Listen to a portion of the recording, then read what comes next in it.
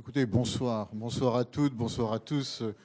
Prime à ceux qui sont ponctuels, même si nous ne sommes pas très, très nombreux ce soir, mais peut-être certains nous rejoindront-ils. À moins que l'intitulé de notre débat de ce soir est un peu déconcerté. En effet, quand on dit de Jules Verne et de la démesure à l'heure du principe de précaution, c'est un titre qui mérite quelques explications. Ce sera d'ailleurs en partie l'objet de notre conversation.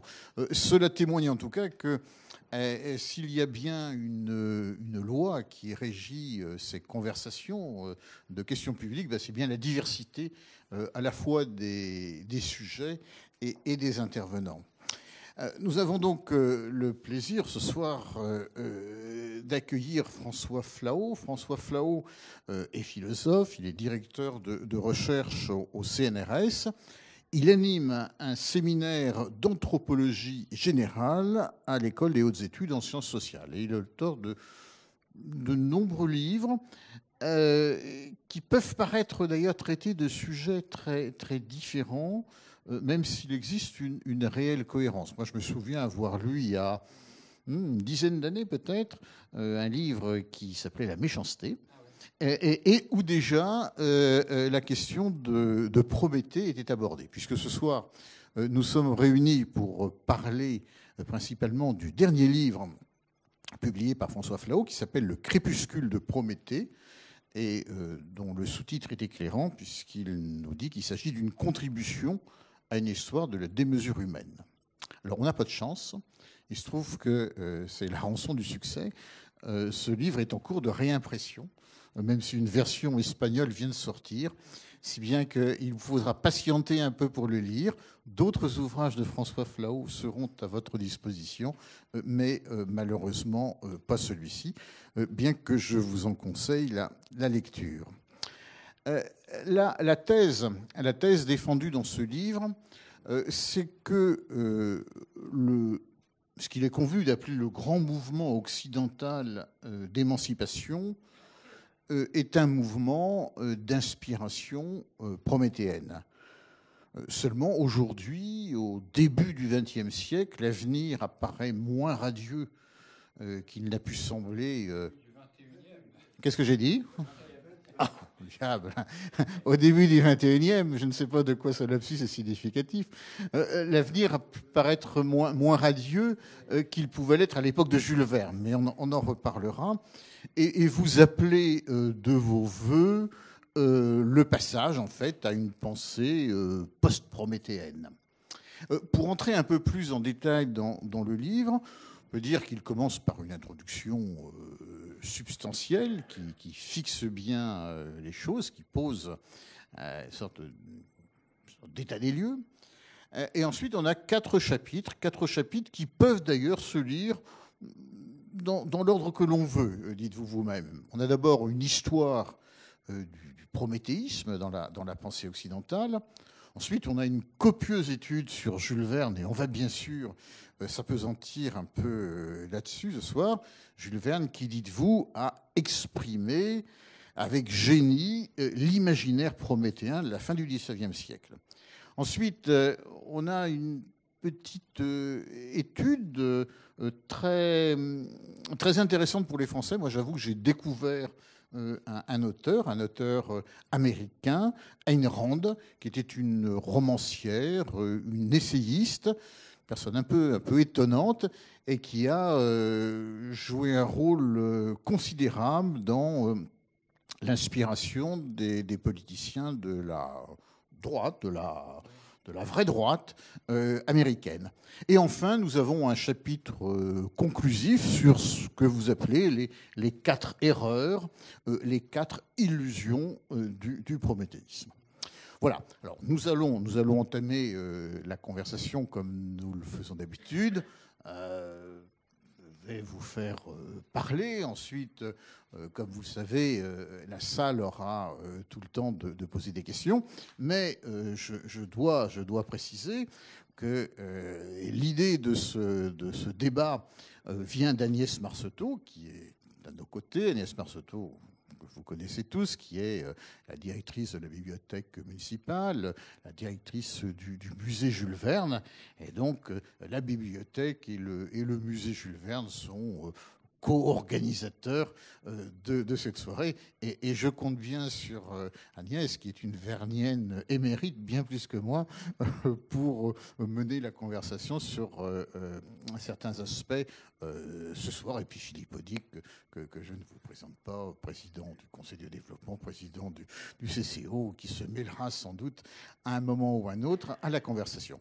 Alors, François Fallot, je vais vous demander peut-être de rafraîchir nos souvenirs scolaires. Rappelez-nous qui était Prométhée, tout simplement. Prométhée, ah bien.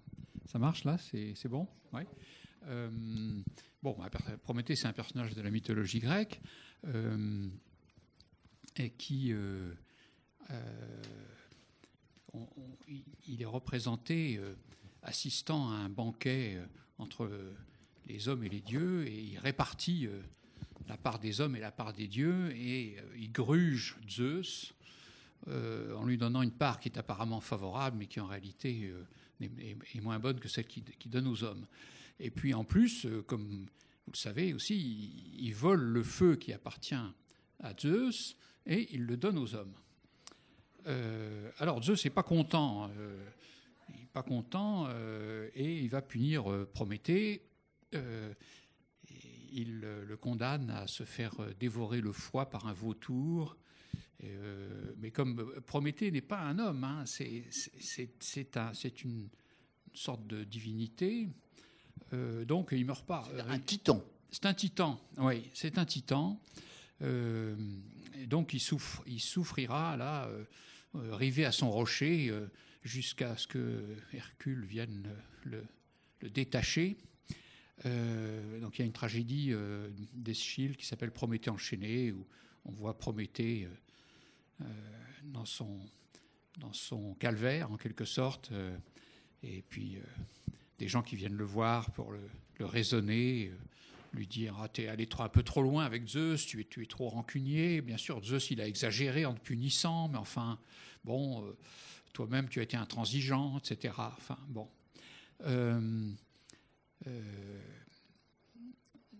Et donc ce Prométhée est un personnage qui est une sorte de à la fois de médiateur entre les hommes et les dieux, mais aussi de bienfaiteur de l'humanité. Il est à l'origine de la condition humaine, en un sens, puisqu'il apporte le feu, mais aussi les autres arts aux humains. Il apporte beaucoup de choses aux humains.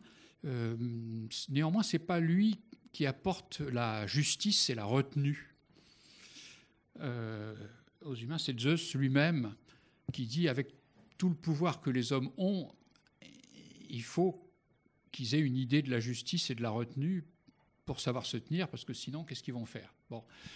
Donc Zeus fait un don complémentaire à ceux que Prométhée avait fait à l'humanité.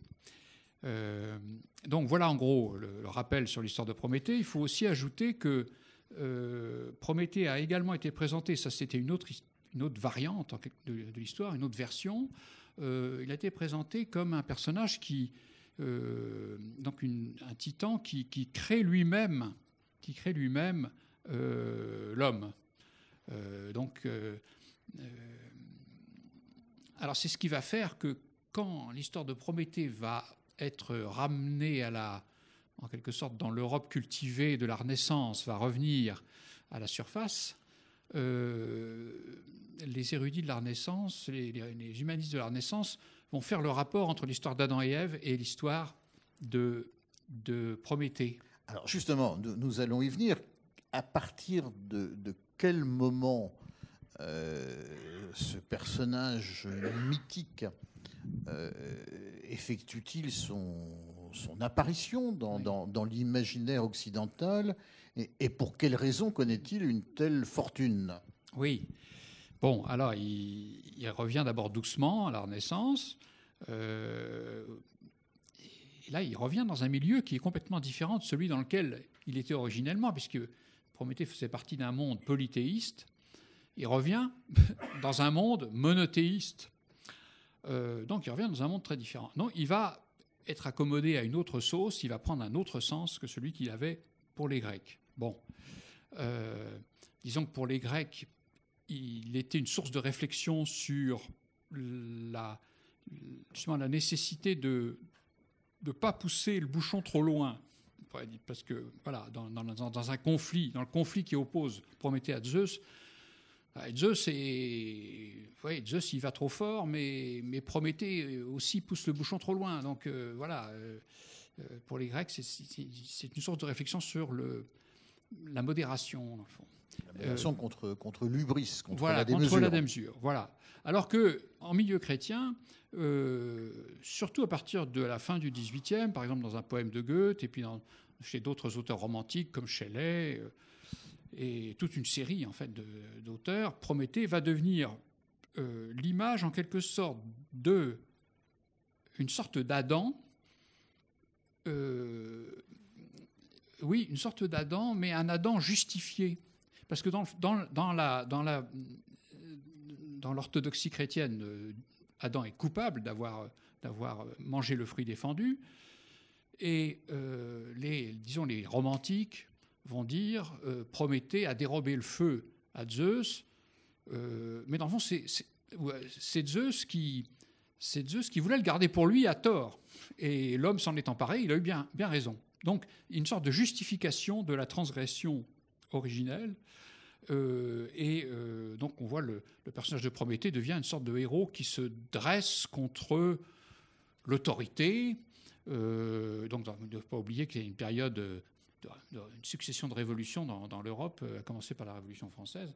Donc, on est dans une période où l'autorité est contestée, et l'autorité de l'Église aussi. Donc, d'où l'intérêt pour les romantiques de renverser cette image négative d'Adam qui a fait le péché originel, qui a commis le péché originel, d'où la chute, etc.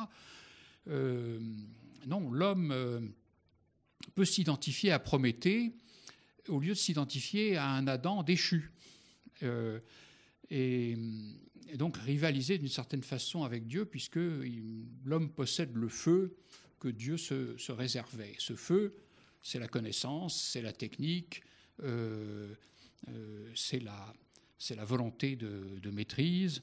Et donc, le personnage de Prométhée devient un emblème roboratif, dynamique, qui accompagne et qui stimule l'essor du monde occidental, essor technique, essor colonial, essor industriel, essor aussi, révolte littéraire, bien sûr aussi. Vous datez le retour de Prométhée, en quelque sorte, de la Renaissance. Est-ce que ça signifie que Prométhée est une figure radicalement étrangère à l'époque où le christianisme est la pensée globale, oui, par rapport au Moyen-Âge? Oui, au Moyen-Âge, Prométhée, on ne le voyait pas beaucoup. Hein. Bon, on ne voyait pas beaucoup. Ce sont les humanistes de la Renaissance qui le remettent sur le tapis. Alors, et c'est eux qui font le rapprochement avec l'histoire d'Adam et Ève en disant, voilà, il y a un conflit entre Prométhée et Zeus, de même qu'il y a un conflit entre Adam et son créateur. Disons que dans un premier temps, ils donnent tort à Prométhée. Ils disent, oui, Zeus a condamné Prométhée comme Dieu a condamné Adam, c'est justifié.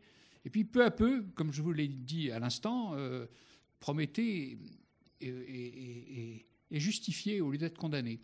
Et Prométhée est vu aussi comme un modèle auquel l'homme peut s'identifier. Il n'est pas vu comme un dieu, dans le fond, il est vu comme un modèle idéal de l'homme. Voilà, ça prend du temps, donc, puisque entre le XVIe siècle, où la figure de Prométhée commence à revenir dans les milieux humanistes, et puis, disons, la fin XVIIIe, début XIXe, où les auteurs littéraires s'emparent de cette figure, les musiciens, Liszt, etc. Enfin, bon, donc Prométhée va connaître une grande gloire au XIXe siècle, et il va devenir aussi un emblème dynamisant pour des dans des régimes politiques les plus différents. Par exemple, en RDA, il y avait une chanson de propagande, et l'une des paroles, c'était « Connaissez-vous le pays où Prométhée se lève à 5 heures ?» C'était une chanson pour glorifier le travail, évidemment, parce que le travail, c'est une couleur centrale. Connaissez-vous le pays où Prométhée se lève à 5 heures ? C'est-à-dire que tous les ouvriers sont des sortes de Prométhée, quand ils se lèvent à 5 heures pour aller à l'usine. Voilà un exemple. On pourrait en donner plein. En URSS, donc, Prométhée a eu une très grande importance. Je raconte au début du livre comment il y a une statue de Prométhée qui était dans la ville voisine de Tchernobyl. Et le cinéma de... On en a même la photo. Vous avez la photo dans le livre, oui. Le cinéma de la ville de Pripyat s'appelait Prométhéeus. Et puis, quand il y a eu la catastrophe à Tchernobyl, après la catastrophe, donc la ville de Pripyat, comme vous le savez, est devenue inhabitable.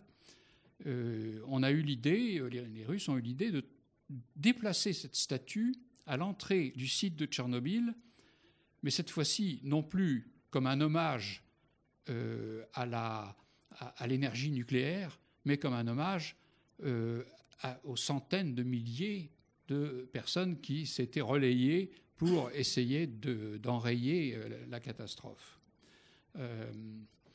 Voilà. Vous nous avez expliqué comment Prométhée avait été compris comme une sorte de symbole de la révolte de l'homme contre Dieu, de la conquête de biens échappant à l'homme. Comment passe-t-on de cette idée à une idée voisine, mais qui ne s'y résume pas, à mon avis, c'est la maîtrise des sciences et des techniques. Oui, oui. Prométhée, c'est quand même le patron des techniciens. Hein, les arts du feu, c'est lui le patron chez les Grecs, déjà. Bon, donc, il faut voir aussi que... Alors là, ça prend... Le dieu monothéiste est lui-même une sorte de super artisan. C'est un personnage qui est extérieur au monde et qui le crée, qui le façonne, et qui donne une délégation à l'homme dans le premier chapitre de la Genèse. Vous vous souvenez, il y avait... il dit à Adam, qu'est-ce qu'il lui dit exactement ? J'ai le texte là, j'ai recopié. Donc il crée l'homme à son image et ensuite il lui dit à lui et à sa compagne, remplissez la terre et soumettez-la, dominez sur les poissons de la mer, sur les oiseaux du ciel et sur tout être vivant. Je vous donne toute herbe portant semence et tout arbre. Et il va renouveler cette délégation de pouvoir auprès de Noé et de ses fils après le déluge. Et il leur dira à nouveau, je vous donne tout. C'est-à-dire que y a cette idée qui est très importante dans le monde occidental, que Dieu est extérieur au monde et que d'une certaine façon, l'homme est une sorte de colon que Dieu a déposé sur cette terre et que l'homme n'est pas de même nature que le monde, que la planète sur laquelle il se trouve. Dieu l'a déposé sur cette planète et lui dit, voilà, tu en fais ce que tu veux, quoi. Tu dois la dominer, la soumettre. Alors, ça, c'est une idée qui, au moment au XVIIe siècle, lorsque le développement de la physique va reprendre, en quelque sorte, déjà repris au XVIe siècle, mais vous avez cette fameuse phrase de Descartes sur la domination de la nature, ça a été souvent repris. Donc, le personnage de Prométhée tombe à pic, en quelque sorte, dans cette affaire-là. Et là, en même temps que la phrase de la Genèse que je viens de vous lire, qui va être beaucoup citée, notamment dans les milieux protestants, au XVIIe siècle, au XVIIIe siècle, et qui va être illustré par le personnage de Robinson Crusoe. Daniel Defoe est un protestant qui Vous savez que les protestants, ils ont supprimé la vie monacale, plus de moines, plus de monastères. Ils voient ça d'un très mauvais œil. Et donc l'idée d'un ermite et de la vie des premiers moines ermites, les protestants n'en veulent pas. Et Defoe va inventer une nouvelle sorte d'ermite, mais un ermite qui vit les pieds sur terre, un ermite qui domine la nature, un ermite qui en quelque sorte met à contribution la délégation de pouvoir que Dieu lui a donnée, puisque vous savez que Robinson Crusoe, il a la Bible, il a sauvé du naufrage une Bible, et il la lit régulièrement, il est très pieux, il a un regain de foi dans cet ermitage forcé où il se trouve, et voilà, il fait ce que Dieu a dit de faire dans la Genèse. Dominer la nature, soumettez-la. Ben oui, il passe son temps à faire ça. Et ça donne bien l'esprit quand même. Parce que l'histoire de Robinson Crusoe a eu un succès absolument phénoménal. Vous savez, on a fait des tas d'imitations au cours du XIXe siècle. Et Jules Verne lui-même, évidemment, est un lecteur très marqué par Robinson Crusoe. Voilà, Robinson Crusoe, c'est aussi important que Descartes. Mais Descartes, c'est dans le domaine de la philosophie. Mais Robinson Crusoe, ça parle à tout le monde. Et donc voilà Eh bien, venons-en à Jules Verne, puisque vous venez de le citer. C'est le titre du deuxième chapitre de votre livre, L'imaginaire prométhéen chez Jules Verne, et vous écrivez « L'œuvre de Jules Verne constitue l'expression la plus achevée de l'imaginaire prométhéen, qui a accompagné l'essor des sciences, des techniques, de l'industrie et de l'impérialisme occidental. » Oui. Alors, en plus, vous livrez une confession personnelle dans ce livre. Vous parlez de vos années au collège de Saint-Malo, oui, et de votre lecture de Jules Verne à cette époque. Alors, racontez-nous votre intimité avec Jules Verne. Comment l'avez-vous découvert ? Je l'ai découvert d'une part parce que mes parents, il y avait quelques bouquins quand même à la maison, et il y avait des vieux volumes de Jules Verne. Bon, alors, mais il y avait aussi, je raconte là que en dépit de la monotonie des cours au collège de Saint-Malo, je ne m'en garde pas un souvenir extrêmement tonique, je dois dire, un prof un jour, pour nous changer un peu les idées, il nous raconte comment il avait vu dans les années 30, il avait vu débarquer à Saint-Malo des restes d'un bateau, des fragments d'un bateau, et toute une série de cercueils de l'équipage. Et ce bateau, c'était le pourquoi pas de Charcot. Et ces cercueils, c'était les cercueils des marins qu'on avait retrouvés. On n'a pas retrouvé tous les corps. Et le cercueil de Charcot lui-même. Alors évidemment, ça m'avait vivement impressionné. Le personnage de Charcot est un personnage assez vernien, même s'il n'a pas la folie du capitaine Atras, mais quand même. Donc tout ça, j'étais dans un milieu difficile de ne pas lire du Jules Verne quand on est un jeune malouin. Mais alors, donc, il y a une époque de ma vie où j'ai racheté systématiquement tous les bouquins qui paraissaient en livre de poche sur Jules Verne. J'ai toute une collection. Et j'ai lu ça, annoté, etc. Et puis, quand j'ai écrit ce livre sur le Prométhée et la démesure, je me suis replongé dans Jules Verne. Et là, une des choses qui m'ont frappé, c'est la relation entre le programme que s'était fixé Jules Verne, en quelque sorte, et puis la notion de sublime, qui est une notion qui était très importante, disons, au XVIIIe siècle, et sublime, c'est un adjectif qu'on trouve à tout moment dans des romans de Balzac. Et je me suis rendu compte... Et puis dans le champ proprement philosophique, enfin, vous développez l'esthétique kantienne. Bien sûr. Et alors, oui, justement, je voudrais lire un passage de Kant, parce que c'est quand même assez étonnant.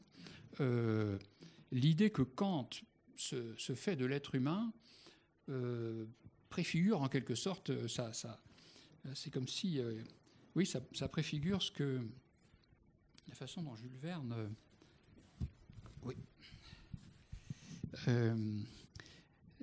oui, tout se passe comme si l'image que Kant a du sublime, pour lui, il y a l'image de l'être humain qui est confronté à un spectacle terrifiant et qui éprouve le sentiment de sa propre grandeur confronté à la puissance qui risque de se déchaîner contre lui. Je vous lis un passage du traité de Kant sur le sublime. Là. Le surplomb audacieux de rochers menaçants, les nuées orageuses s'amoncelant dans le ciel, s'avançant parcourus d'éclairs et de fracas, des volcans dans toute leur violence destructrice, des ouragans semant la désolation, l'océan sans limite soulevé en tempête, la chute vertigineuse d'un fleuve puissant, etc., réduisent notre faculté de résistance à une petitesse insignifiante comparée à leur force. Mais le spectacle n'en devient que plus attirant dès qu'il est plus effrayant, à la seule condition que nous soyons en sécurité. Et c'est volontiers que nous appelons sublimes ces phénomènes, car ils élèvent les forces de l'âme au-delà de leur niveau habituel et nous font découvrir en nous une faculté de résistance d'une toute autre sorte qui nous donne le courage de nous mesurer à l'apparente toute-puissance de la nature. Donc, découvrir en nous une faculté de résistance qui nous donne le courage de nous mesurer à l'apparente toute-puissance de la nature.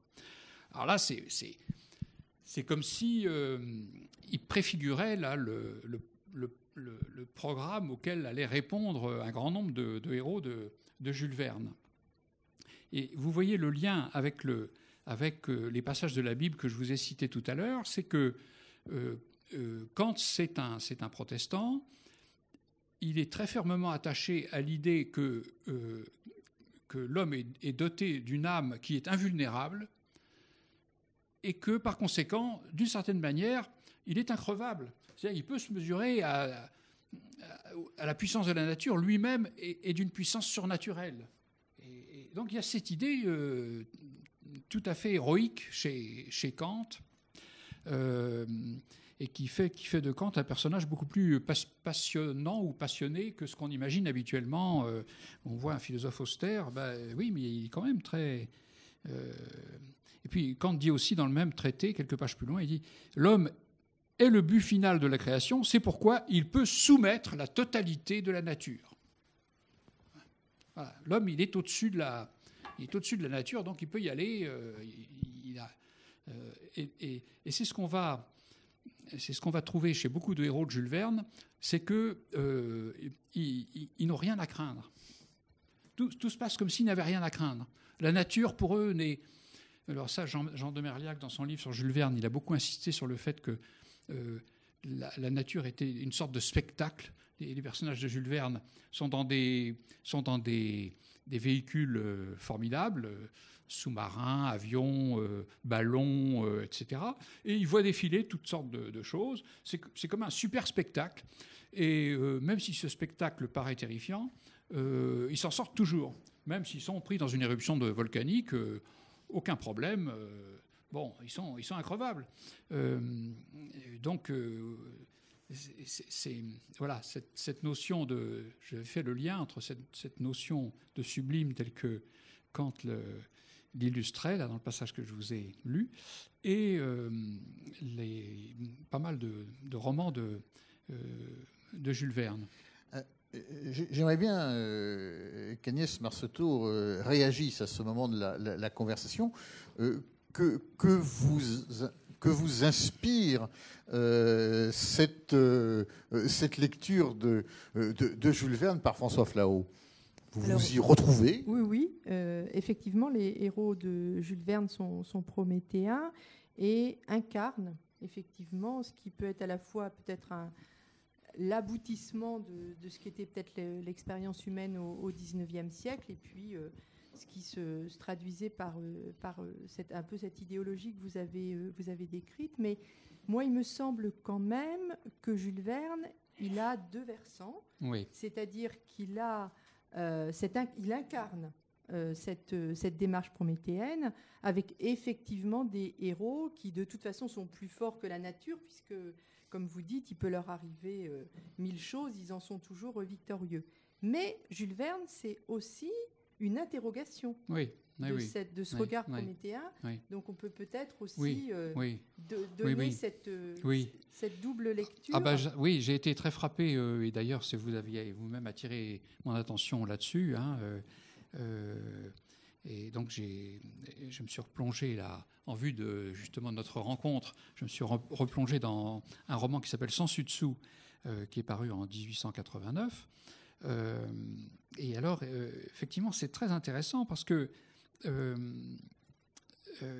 dans ce roman, Jules Verne reprend des personnages qu'il avait mis en scène 20 ans auparavant dans De la Terre à la Lune et Autour de la Lune. On retrouve les trois zigomards qui font partie du Gun Club, donc qui sont des artilleurs, Marston, Barbicane, Nicholl. Voilà, on retrouve les trois types. Et alors, c'est frappant, ils sont présentés sous une face tout à fait différente. Ça, vous allez voir, c'est très intéressant par rapport à la notion de démesure. Lorsqu'ils apparaissent dans De la Terre à la Lune, ils sont présentés comme des gens absolument admirables. Ils sont enthousiasmants, ils n'ont peur de rien. Ce sont des Américains entreprenants, dynamiques, etc. Donc c'est formidable ce qu'ils font. Il y a le Michel Ardan qui se joint. Michel Ardan, vous savez, l'anagramme de Nadar, qui se joint à eux. Et voilà, ils font cette équipée formidable autour de la Lune et ils reviennent. Bon. Mais alors, dans Sans Dessus, on voit les mêmes personnages. Ils ont aussi de grands projets. Mais je vais vous rappeler rapidement l'intrigue, parce que ça vaut vraiment le coup. Tous les trois, donc, qui sont aux États-Unis, déclarent qu'ils veulent mettre aux enchères la calotte glaciaire du pôle Nord. Puisque le pôle Nord ne sera atteint qu'en 1907, c'est-à-dire 2 ans après la mort de Jules Verne. Donc, quand Jules Verne écrit le roman, en 89, le pôle Nord, personne n'y est allé. On sait que voilà, il y a de la glace. Et puis, bon, alors, du coup, d'autres pays se portent acquéreurs, mais enfin, ils n'ont pas une conviction. On va relever le défi, mais enfin, on ne voit pas très bien quel intérêt ça aurait de dépenser tellement d'argent pour acheter une étendue de glace. Alors du coup, ce sont donc finalement nos trois personnages qui sont épaulés par une riche mécène américaine qui achète une étendue qui correspond à peu près 2 fois la surface de la France, c'est-à-dire à peu près 1 million de kilomètres carrés. Alors bon, ils achètent ça. Alors là, déjà, Jules Verne, parce que ce roman est écrit sur un ton pince sans rire, parce que chez Jules Verne, il y a beaucoup d'humour, hein, mais dans La Terre à la Lune, il y avait déjà beaucoup d'humour quand il explique les moyens techniques pour faire que, quand l'obus va partir avec les personnages à l'intérieur, ils ne vont pas être complètement écrabouillés. Alors, Jules Verne raconte de manière impassible comment il a mis au point, il y a un moyen technique qui font que oui, ils vont résister à l'accélération grâce à ce système, etc. Bon, tout ça ne tient absolument pas debout. Jules Verne en est parfaitement conscient, mais c'est une sorte de jeu. Enfin, on sent que ça l'amuse et qu'il amuse les enfants en faisant ça. Et il le fait avec un sérieux apparent et en même temps un réel humour. Et alors, dans Sans Dessus, il y a ce ton pince sans rire d'un bout à l'autre du roman. Et il fait entendre que la façon dont ils achètent cette terre, c'est une manière aussi... une sorte d'impérialisme. En fait, les États-Unis sont bien contents de cet élargissement de leur terre. Bon, donc on voit déjà apparaître, un regard de Jules Verne plus distancié dès le début du roman. Alors, les trois héros déclarent qu'ils vont exploiter cette zone qu'ils ont achetée. Alors, le public se dit, mais comment diable vont-ils l'exploiter, puisqu'on ne peut même pas y aller. Et alors, peu à peu se dévoile une partie des projets de notre trio. Ils disent, on va tout simplement modifier l'axe de la Terre de telle façon que le pôle Nord ne sera plus vraiment au nord et que la glace va fondre. Et alors, on pourra accéder aux mines de charbon qui, on le sait, se trouvent sous cette calotte glaciaire. Bon. Alors, le public, dans un premier temps, se dit « Ah ouais, ça c'est une idée formidable ». Et puis, au bout d'un certain temps, les gens se disent « Oui, mais alors là, comment est-ce que s'il bouge la Terre sur son axe, ça va créer des cataclysmes ?» Si bien que le gouvernement américain réagit. Marston, l'un des personnages, se trouve en prison. Les deux autres, pendant ce temps-là, sont déjà partis. Ils sont partis où ? Ils sont partis au Kenya, où ils ont soudoyé un roitelet africain pour qu'il leur fournisse de la main-d'œuvre, de façon à creuser un gigantesque canon dans les flancs du mont Kilimandjaro, parce qu'ils vont... leur idée, c'est de tirer un coup de canon tellement puissant que la Terre va basculer d'un seul coup à cause du recul du canon. Alors, c'est une idée absolument aberrante, que Jules Verne raconte impassiblement, comme toujours, comme si, mais oui, pourquoi pas. Et donc, il creuse un tunnel qui fait 600 mètres de long, plus de 20 mètres de diamètre. Ils ont une poudre extrêmement efficace. Donc, ils font un obus qui fait des milliers de tonnes. Enfin, bon, tout ça se fait, je ne sais pas trop comment, mais enfin bon, on trouve les moyens. Et puis, donc, ils tirent leur fameux coup de canon. Et puis, il ne se passe rien. Il ne se passe rien parce qu'on découvre que le matheux des trois s'est gouré dans ses calculs et que, oui, Dieu merci, donc il aurait fallu en fait une charge beaucoup plus forte pour que quelque chose se passe. Et donc le roman se termine sur cet échec. Alors donc, ce qui est remarquable, je termine là-dessus, c'est que Jules Verne ne fait pas de commentaires, ne prononce pas de jugement sur ces personnages, mais il donne à entendre, premièrement, que ce sont qui sont d'une grande avidité, puisque ce qu'ils veulent, c'est s'enrichir avec ce gisement de charbon, et qui sont prêts absolument à tout pour y arriver. Ils sont prêts à tout pour y arriver, même si des millions de gens meurent à cause des cataclysmes que va engendrer la chose. Donc, ils sont présentés en fait comme des francs salauds. Et c'est un retournement tout à fait extraordinaire par rapport à ce que étaient ces personnages de la Terre à la Lune. Donc on voit que Jules Verne a adopté un point de vue complètement différent sur ces vastes entreprises. Voilà. Je voulais juste insister, préciser quand même que l'ironie, elle est patente dans Sans dessus-dessous, mais elle est sous-jacente dès De la Terre à la Lune, où ils sont pas si pas si positifs que ça. Oui, voilà. Oui. Donc dans l'éternel débat sur un Jules Verne positif qui deviendrait pessimiste, en fait cette ironie et cette distance, il l'a déjà dans De la Terre à la Lune. Oui. Alors on l'a beaucoup oublié, je pense, parce que effectivement l'aventure spatiale, elle était positive dans l'imaginaire du 19e siècle et elle était encore plus positive dans celle du XXe siècle. Oui. Et tout à l'heure, vous avez fait référence à l'URSS. Il ne faut pas oublier que Jules Verne, c'était au XXe siècle. Maintenant, on est au XXIe, les choses changent, mais au XXe siècle, Jules Verne, c'était pratiquement un héros officiel des États-Unis d'un côté et de l'URSS de l'autre. Oui. Et même nous, nous sommes évidemment, comment dirais-je, nous avons sans doute un regard très positif sur l'aventure spatiale. Mais si on lit Jules Verne, le Gun Club, dès le début, alors des francs salauds, non, dans De la Terre à la Lune, mais des représentants de ce qu'on pourrait qualifier le complexe militaro-industriel avec tout ce qu'il y a comme sous-entendu, oui. Voilà. Et justement, pour prolonger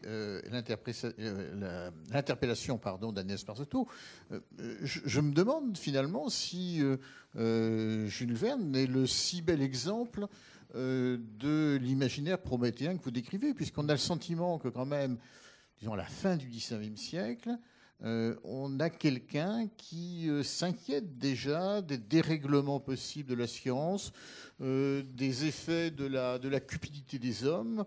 Est-ce qu'il n'y a pas déjà dans l'œuvre de Jules Verne une critique du prométhéisme ? Oui, disons que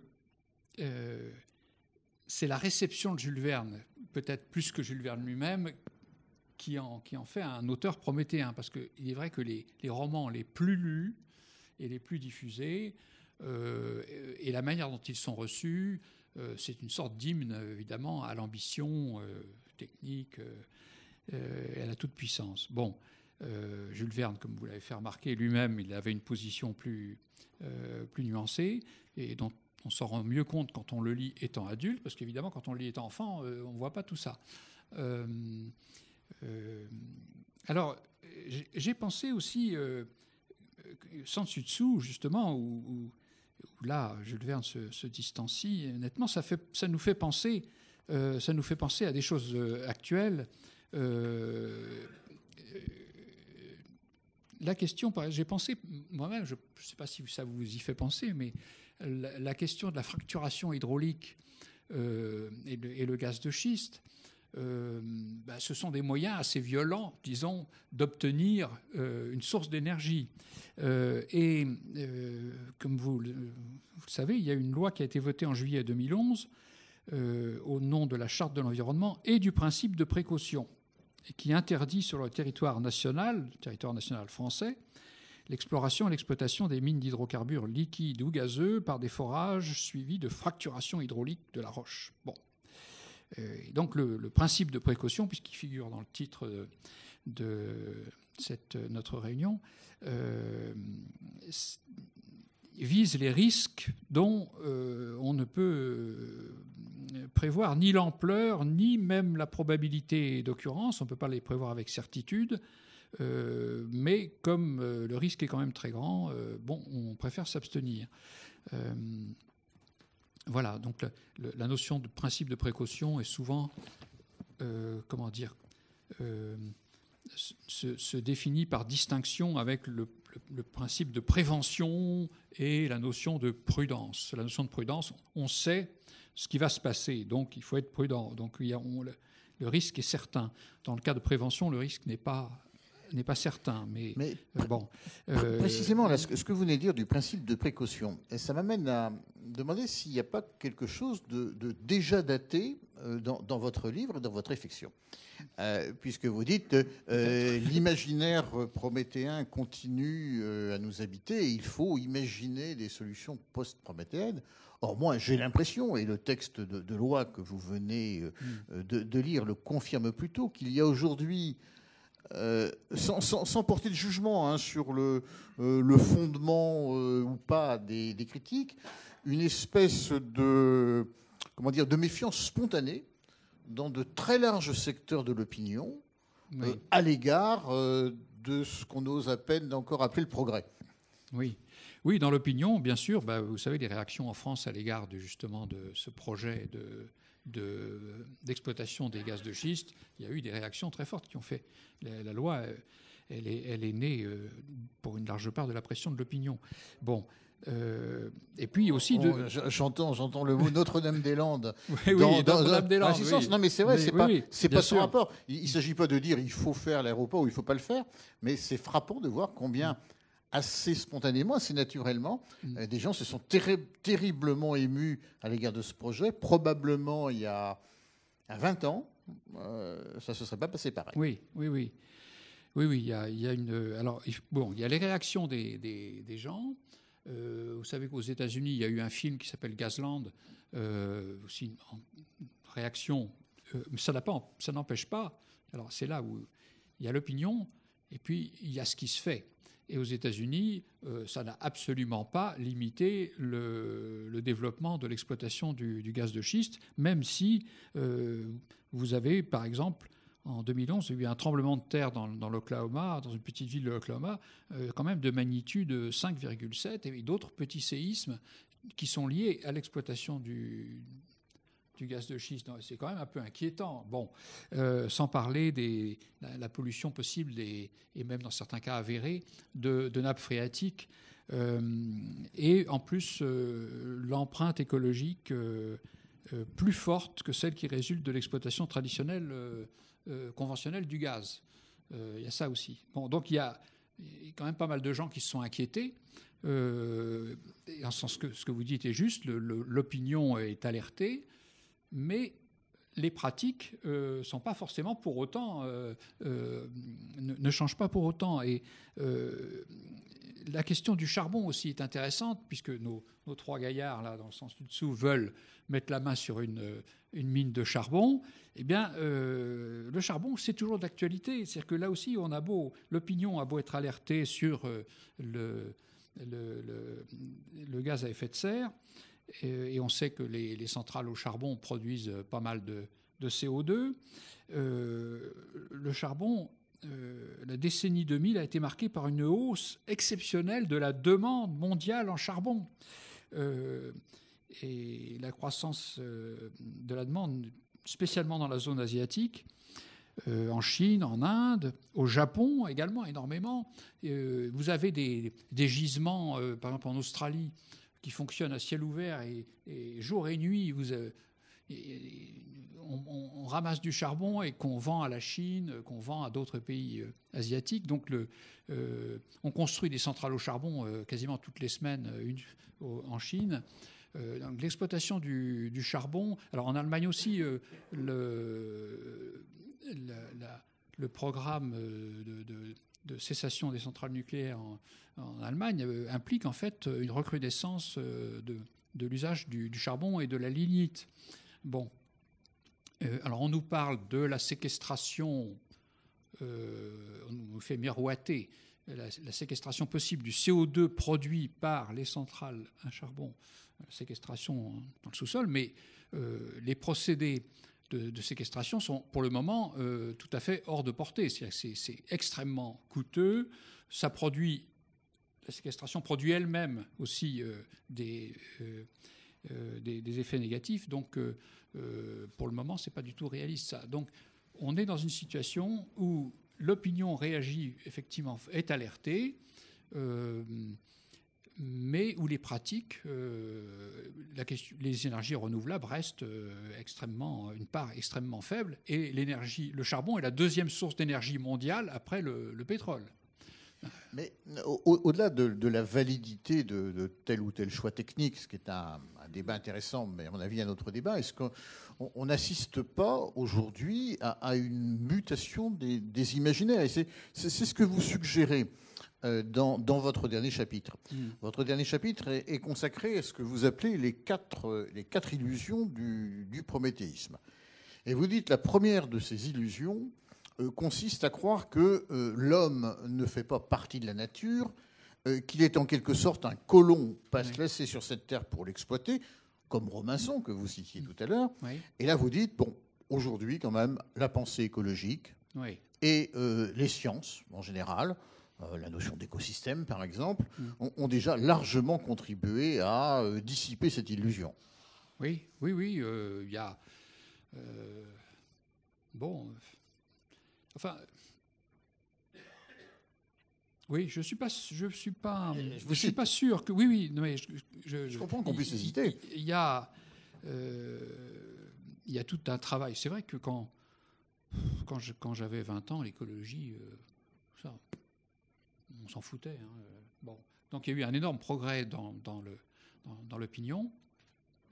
Je rappelle dans le début du livre que l'écologie, c'est pas seulement un mouvement militant. L'écologie, c'est d'abord une mutation scientifique. Vous avez d'ailleurs un ancêtre qui s'est illustré. Oui, j'ai un arrière-grand-oncle qui a contribué en tant que botaniste à mettre l'écologie sur la scène. C'est un mouvement scientifique qui s'est attaché à étudier non pas indépendamment chaque espèce, comme on faisait, vous saviez, les herbiers où il y avait telle plante, telle plante, telle plante, telle plante. Mais les savants commençaient à s'intéresser aux relations, aux interdépendances entre les organismes et leur milieu. Et notamment à la suite du darwinisme, bien sûr, qui encourageait à ça. Et là, c'est tout un nouveau volet scientifique qui s'est ouvert et qui est en plein développement. Et alors la question, c'est que oui, nous, on fait partie aussi de l'ensemble. On fait partie de ces êtres vivants on fait partie de cette planète. On n'est pas tombé du ciel. Bon, alors on le dit. Est-ce qu'on en réalise toutes les implications? J'en suis pas sûr, et notamment philosophiquement, je pense qu'on en est encore loin. Bon, mais enfin, Souhaitons que ça continue, voilà, oui. Il y a ce que vous appelez une autre illusion, la deuxième illusion du prométhéisme, qui est tout à fait intéressante et subtile. Vous dites que l'erreur est de croire que là où il y a rationalité, il n'y a pas de démesure. Oui. Que par conséquent, en déployant un discours rationnel, les humains deviendraient effectivement des êtres rationnels. Oui. Et là, il me semble que la crise financière est un très bon exemple de ce que vous dites. Oui, d'ailleurs, je propose des développements sur effectivement les sciences économiques et notamment les conceptions de Friedrich Hayek, parce que on voit bien en lisant Friedrich Hayek, qui est quand même un des grands patrons de la science économique, il a cette idée de rationalité. Et que si chaque acteur économique est rationnel, c'est-à-dire qu'il choisit les moyens correspondant à ses fins. C'est ça, être rationnel. Et si chacun fait comme ça, tout va s'arranger. Parce que il y a cette harmonisation spontanée par la main invisible, qui fait que, dans le fond, chacun servant son propre intérêt de manière rationnelle, finalement, l'intérêt général va se trouver réalisé de lui-même. Vice privé, vertu publique, comme voilà, on disait. Le bouquin de Mandeville avait déjà ouvert la voie. Oui. Donc ça, je considère que c'est une utopie de la pensée économique qui avait déjà été annoncée par les physiocrates au XVIIIe siècle. Physiocrate, comme le nom l'indique, c'est-à-dire, ça veut dire, ce sont les lois de la nature qui doivent nous conduire. Et la loi de l'offre et de la demande est pensée par les physiocrates comme étant une loi voulue par Dieu, comme les lois de Newton. Parce qu'il ne faut pas oublier que Newton, c'était le super modèle, donc fin 17e et pendant tout le 18e. Chacun voulait être le Newton de la morale, le Newton de l'économie, etc. Et donc les physiocrates, ils ont cette idée-là en tête, que Dieu a aussi élaboré des lois, comme pour les astres, qui font que tout marche bien. Il suffit de les suivre et tout ira bien. Donc chaque agent économique est comme une petite planète ou un petit astre qui fait son petit circuit comme il veut et tout ça va contribuer à l'harmonie mondiale. Alors, pourquoi je dis que la rationalité peut fort bien conduire à la démesure? D'abord, la main invisible, ça fonctionne dans certains cas, mais dans d'autres cas, ça ne fonctionne pas du tout. Pensez, par exemple, au comportement rationnel des gens qui, dans des pays pauvres, ils ont besoin de faire la cuisine, donc ils coupent du bois pour alimenter, faire cuire leur nourriture. Chacun a un comportement rationnel. Ah oui, mais il n'y a pas de main invisible du tout. Ce qui se passe, c'est le déboisement, et donc toutes sortes d'effets négatifs sur le climat, l'humidité, la dégradation des terres, etc. Donc, ça va à la catastrophe, en fait. Voilà un exemple, pour en donner d'autres, où l'action rationnelle de chacun conduit à un désastre général au lieu de conduire à une harmonie générale. Bon. Deuxièmement, un comportement rationnel, c'est un comportement on choisit des moyens adapté à une fin. Mais est-ce que la fin elle-même est rationnelle? Là, en général, il y a un grand flou. Est-ce que la croissance économique est une fin rationnelle? Personne n'en sait rien. Personne n'en sait rien. Simplement, on se dit, là, il y a du chômage, tout ça, c'est la crise, parce qu'on n'arrive pas à renouer avec la croissance. Alors, il faut renouer avec la croissance. Alors, bon, oui, il faut renouer avec la croissance, mais la croissance est un objectif par rapport à une situation difficile dans laquelle on se trouve. Mais est-ce que c'est une fin en soi justifiée et rationnelle? Personne n'en sait rien. Et même, il y a des raisons de penser que ce n'est pas une fin rationnelle. Parce que pendant des milliers d'années, les humains ont vécu dans un cycle où il n'y avait pas de croissance, c'est-à-dire, en fond, un équilibre et une réintégration de tous les déchets dans la nature, Dans le fond, jusqu'à il y a très peu de temps, la plus grande vitesse qu'on pouvait atteindre, c'était celle d'un cheval au galop. Hein. C'est très récent qu'on ait pu dépasser ça, c'est à partir du chemin de fer. Bon. Et alors là, il y a eu un emballement, finalement, en quelques dizaines d'années, et on s'est mis à penser que la croissance, c'était vraiment un truc formidable. Mais en prenant un peu de recul, ça peut apparaître comme tout à fait irrationnel, et donc comme quelque chose une forme de démesure, c'est-à-dire une fuite en avant.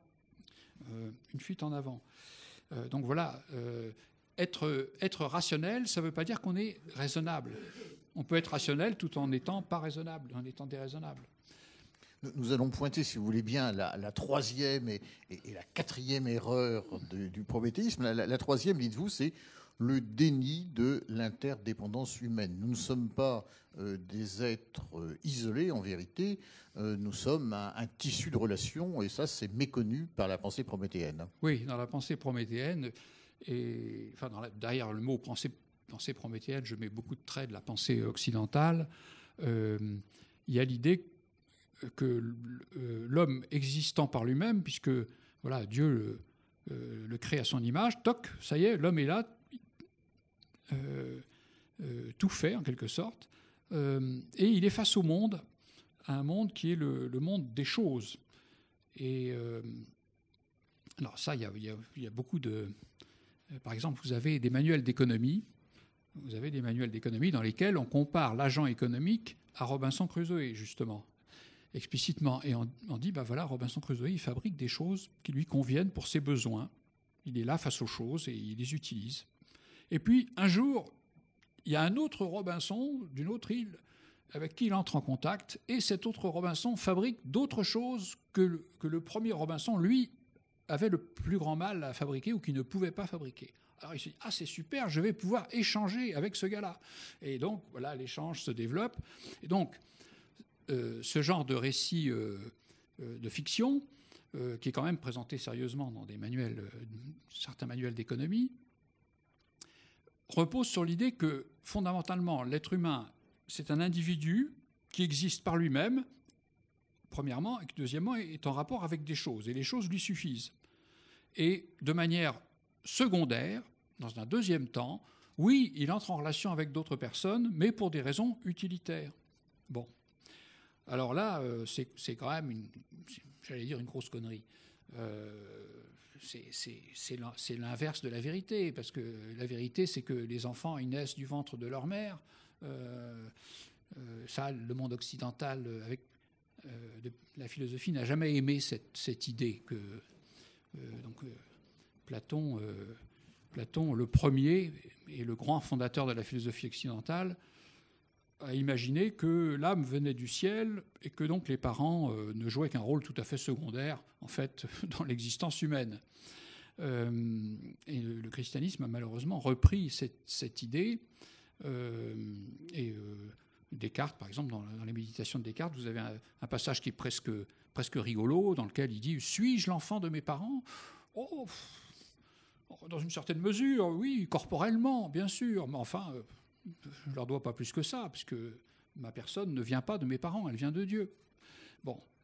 Donc vous avez une tendance dans la tradition occidentale à dénier l'interdépendance humaine, le fait que les humains sont fondamentalement dépendants d'autres êtres humains et ne viennent à l'existence que entourés d'autres êtres humains, à commencer par les parents. Et que ça crée une situation tout à fait particulière.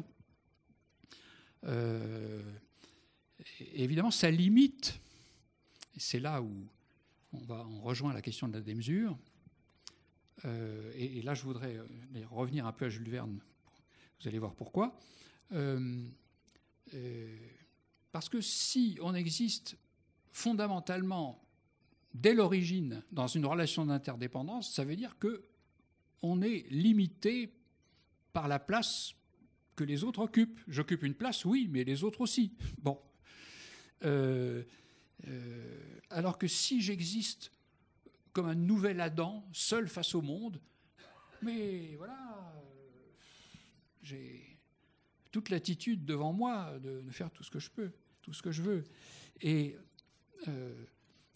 je reviens une dernière fois à Jules Verne. Donc, ce qui est frappant, c'est comment Jules Verne n'est pas manichéen. Ça, c'est très. C'est-à-dire que ces personnages sont toujours ambivalents. Ils sont extraordinaires, puis en même temps, ils peuvent être à moitié fous. Enfin, bon. Au moins à moitié. Hein. Bon, ils peuvent être bienfaisants, ils peuvent être malfaisants, etc. Il y a des tas d'exemples. Bon. Nemo est un personnage très inquiétant à certains égards. Puis il tue des gens sous prétexte que les Anglais ont colonisé les Indiens et que lui est d'origine indienne. Il est cool par le fond, sans aucun scrupule.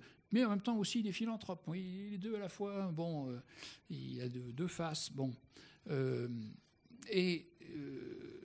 Je trouve ça très intéressant parce que ça dit bien quelque chose des lecteurs que nous sommes de Jules Verne, des humains que nous sommes. C'est-à-dire que d'un côté, c'est bien d'être bon parce que on garde le lien avec les autres.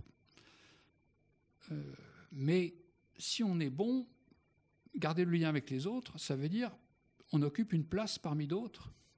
On n'occupe pas toute la place. Le méchant, lui, il peut se déployer beaucoup plus que les bons. Donc le méchant, il est vachement plus séduisant que les bons, d'une certaine manière. Et donc, on est pris entre deux feux. Garder le lien avec les autres, oui, à un certain prix. Mais être méchant, oui. Alors on se coupe des autres, mais en même temps, il n'y a plus de limite au déploiement de l'énergie. Et ça, c'est quelque chose qu'on retrouve très bien avec les jeunes enfants. Moi, je le vois tous les jours en observant, ou pas tous les jours, mais presque chaque fois que je vois mes petits-enfants, l'un à 5 ans et l'autre à bientôt 3 ans. Mais on voit, à livre ouvert, on lit comment ils sont pris dans cette tension. C'est-à-dire, oui, pousser le bouchon trop loin, c'est vachement tentant. Seulement, oui, si je perds l'amour de mes parents, aïe, non, ça, c'est pas possible. Donc, alors, ils avancent, ils reculent, etc. Bon, et les parents essaient de gérer ça, évidemment, au mieux. Mais ça, tous les parents du monde, avec tous les enfants du monde, connaissent ce problème-là. Et donc, vous voyez, ces deux faces des héros de Jules Verne, ce sont nos deux faces à nous. La face d'accepter l'interdépendance et donc tous les emmerdements que ça implique de faire avec les autres. Et bon, et il y a une sorte de quelque chose en nous qui se révolte contre ça. Et c'est ce que j'ai développé dans mon livre sur la méchanceté, en soulignant le fait que mais bon sang, les autres, ils nous emmerdent, quoi. Et donc, on a envie d'être méchant aussi et d'être tout-puissant. Et donc, dans le livre sur la méchanceté, je prends l'exemple du monstre de Frankenstein, parce que lui, alors, voilà, il se rebelle contre l'ordre humain et il tue tout le monde. Bon, il avait été ici un fine analyse de la scène de ménage. Oui, j'avais fait une enquête, je m'étais livré autrefois à une enquête, oui, sur la scène de ménage, où effectivement la question de la démesure et des tensions relationnelles est très présente, oui, bien sûr. Je vous propose de conclure cette première partie de notre conversation par le quatrième et dernier point, la dernière illusion du prométhéisme, qui est en fait la croyance que notre désir d'absolu doit absolument être réalisé. Oui. Alors ça touche d'ailleurs un peu à ce que je viens d'évoquer. C'est que chaque être humain, nous percevons chacun de nous à partir de nous-mêmes. Et donc, d'une certaine façon, nous sommes un absolu pour nous-mêmes. Bien sûr, on perçoit les autres, mais les autres, on les perçoit de l'extérieur quand même. C'est pas la même chose. Nous percevons, chacun de nous se perçoit de l'intérieur. C'est une expérience complètement différente, celle que nous avons des autres et celle que nous avons de nous-mêmes. C'est évident. Donc, d'une certaine manière, le désir humain, c'est un désir d'absolu ou de complétude, et désir qui se heurte constamment à des limites que la vie matérielle, mais que l'existence des autres aussi oppose à ce désir. Alors, comment faire ? Parce que le désir de complétude ne peut pas on peut pas le faire disparaître. On peut pas le faire disparaître. On est quand même animé par ça. Bon, alors il faut lui trouver des petites issues. Alors il y a une issue, ce sont les fictions, justement. Parce que dans les fictions, vous voyez des personnages qui dépassent les bornes, mais comme c'est de la fiction, c'est pas grave. Bon. Et donc les humains recourent massivement à la fiction, les romans, le cinéma, etc. Dans tous les films. Qu'est-ce que ça serait un film où il n'y aurait pas de transgression? C'est pas marrant quand même. Il faut qu'il y en ait qui déconnent, qui tuent les autres, etc. Bon, voilà, qu'il y ait de la violence, tout ça. Et donc, ça satisfait notre désir par procuration. Et on se contente, c'est un compromis qu'on fait, hein, on se contente d'une satisfaction par procuration, parce que si on voulait le satisfaire pour de vrai, évidemment, là, ça n'irait plus du tout. Hein.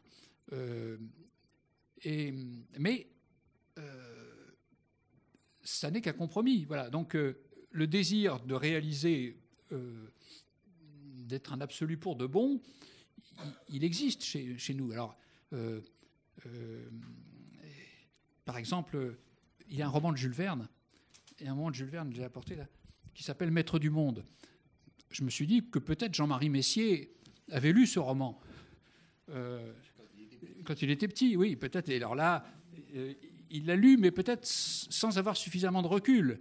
Et il s'est dit, mais moi aussi, je vais devenir maître du monde. Alors, ben oui, mais ça ne lui a pas réussi parce que...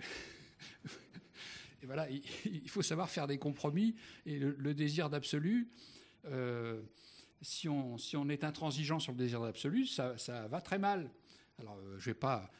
Il y a tous les dérives des despotes politiques. Là, vous avez toute une série... Staline, Hitler, Pol Pot, etc. C'est des gens qui sont placés dans une situation telle que il n'y a plus, les autres ne leur résistent plus. Les autres ils sont dans une telle position de pouvoir que les autres ne peuvent qu'opiner. Et donc, à ce moment-là, plus rien ne limite ce désir de démesure. Et ça se termine très mal, évidemment. Avant de passer la parole à la salle, Philippe. Oui, alors moi j'étais un lecteur de Jules Verne aussi quand j'étais au collège. J'avais 12-13 ans, j'ai passé des soirées extraordinaires à lire Jules Verne. J'ai été fasciné par ces histoires et effectivement ce que permettait le progrès. C'est peut-être pour ça que quelque part j'ai choisi d'être ingénieur dans la suite de mon parcours. Par contre, je dois dire que j'étais nul en mythologie grecque, hein, franchement. Et je vous ai écouté passionnément raconter ce qu'est Prométhée, surtout ce qu'on y met derrière. J'avoue que je ne me suis pas trop interrogé sur le fait de savoir si mes enfants avaient un comportement prométhéen ou mes petits-enfants, comme vous le faites quand vous les observez. Et j'ai envie d'aller directement sur l'autre aspect du titre de notre rencontre de ce soir, qui est la question du principe de précaution. Et je vais vous poser la question comme ça. Est-ce que le principe de précaution peut être démesuré ? Ah oui, aller trop loin dans la précaution. Oui. Et finalement, empêcher tout progrès. Oui. Bah, ou toute évolution. C'est une objection que effectivement, beaucoup de gens ont fait, parce qu'il y a des opposants à la loi qui empêche l'exploitation des gaz de schiste en France. Il y a des gens qui s'y sont opposés, et précisément avec cet argument que là, vraiment, on va trop loin dans l'usage du principe de précaution et que les risques ne sont pas du tout aussi... Et là, évidemment, moi, je n'ai aucune compétence pour trancher sur la question. Avec le principe de précaution s'adresse à des problèmes par définition difficiles à cerner, parce que sinon on parlerait simplement de prudence, si on sait évaluer le risque, à ce moment-là, on peut mettre en place des choses qui fonctionnent avec certitude, notamment les compagnies d'assurance fonctionnent dans ces cas-là, alors que tous les risques qu'on ne peut pas évaluer, alors par exemple après Fukushima, il y a des réactions jusque-là, on avait quand même une certaine confiance, malgré Tchernobyl. Mais Tchernobyl, on se dit, ah ouais, ça c'est les Russes, mais les Russes, ils sont des bricoleurs. Bon, mais alors les Japonais, c'est des gars sérieux. Bon, et puis manque de peau, Fukushima. Alors là, zut, on se dit, ah bah alors, on ne sait plus trop quoi penser. Mais moi, je ne sais pas non plus, hein, parce que je ne suis pas plus malin qu'un autre. Donc, Fukushima, j'imagine que si j'étais japonais, je serais absolument consterné, parce que la vie de milliers de gens a été bouleversée par cette histoire-là, et ils savent que c'est pas fini. Ils savent que voilà, la zone est inhabitable et qu'on n'arrive pas à contrôler. Enfin, oui, on n'arrive pas à arrêter le phénomène. Donc c'est quand même très inquiétant. Puis à côté de ça, vous avez des gens qui vous disent mais il y a plein de centrales qui fonctionnent, et puis de toute façon les EPR c'est tellement sécure, etc. Moi j'en sais rien. J'en sais rien parce que c'est pas mon métier. Je n'ai pas d'avis sur la question. Le sentiment qu'il y a derrière ma question, c'est quand même qu'effectivement, nous, on est d'une génération, on a vécu un progrès dont on a profité. Oui. Et on a ce sentiment aujourd'hui que vous décrivez d'ailleurs, qu'on est en train de contester ça quelque part. La société rejette un certain nombre de propositions, entre guillemets, de progrès, puisque effectivement, vous évoquez le gaz de schiste. Et c'est vrai que le principe de précaution, il consiste à dire, si on n'est pas sûr, on ne fait pas, quoi. Ou en gros, on préserve l'environnement. Et en même temps, on le fait à un moment, dans des conditions et dans un contexte qui peut changer dans le temps, quoi. Et donc, c'est en ce sens-là que ma question, elle était, est-ce qu'on n'est pas en train de, finalement, de quelque part, tuer l'idée de progrès? Oui. L'idée de progrès, elle a été tuée. Elle a été tuée davantage d'une autre manière. Elle a été tuée par l'évolution de la situation politique mondiale. D'une part, la disparition du bloc de l'Est, qui a fait que, parce que quand il y avait le bloc de l'Est, il y avait des gens qui votaient communistes. Il y avait des pays qui risquaient de devenir communistes. Et par conséquent, le monde de l'Ouest était obligé de se dire il faut qu'on ait une politique de progrès social pour que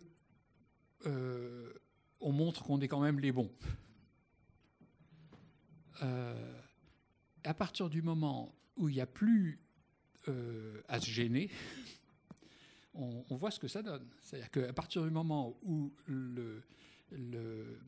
l'économie néolibérale est devenue, pour la première fois au monde, vous avez une doctrine qui a conquis le monde entier. C'est un phénomène, c'est une première. Hein. Maintenant, dans tous les pays du monde, vous avez l'enseignement dans les départements de sciences économiques est aligné sur les départements de sciences économiques américains. Que vous soyez en Inde, en Chine, ailleurs. Bon. Voilà une doctrine qui a triomphé mondialement. Et tout particulièrement dans les pays de l'Est qui se sont... ils se sont dit, notre truc a complètement foiré, donc les gars, les Chicago Boys, ouais, c'est eux qui ont raison. Bon. Et donc, du coup, la notion de progrès, oui, a totalement disparu au profit de la notion de croissance. Et donc, ça, c'est...